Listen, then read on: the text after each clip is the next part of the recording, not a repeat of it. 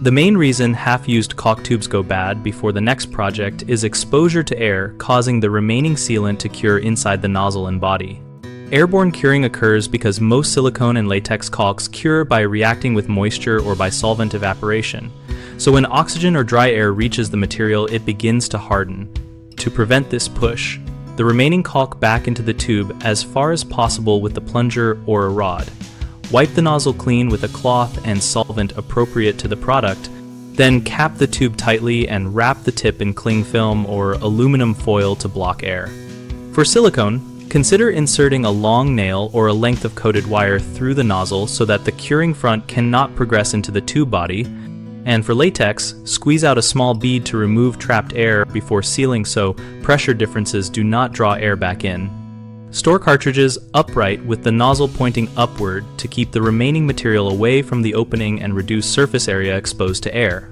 Keep tubes in a cool, dry place because heat speeds chemical reactions and solvent loss, so refrigeration at mildly cool temperatures will slow curing without freezing. If you refrigerate, label tubes and let them warm to room temperature before use to ensure proper flow.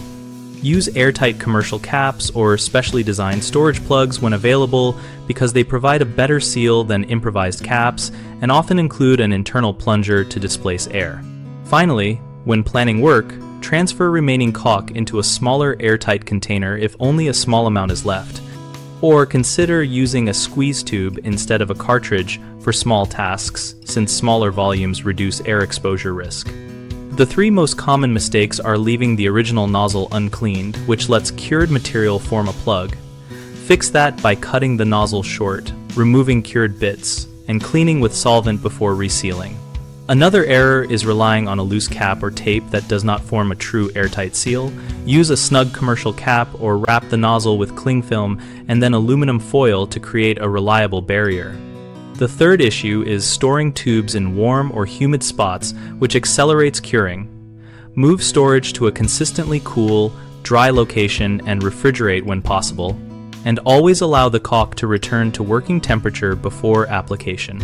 BigHomeProjects.com connects homeowners with local contractors and gives contractors a place to find work related to sealing and home repair. We also host a discussion community where we share practical preservation tips, product experiences, and project troubleshooting so we can learn from each other.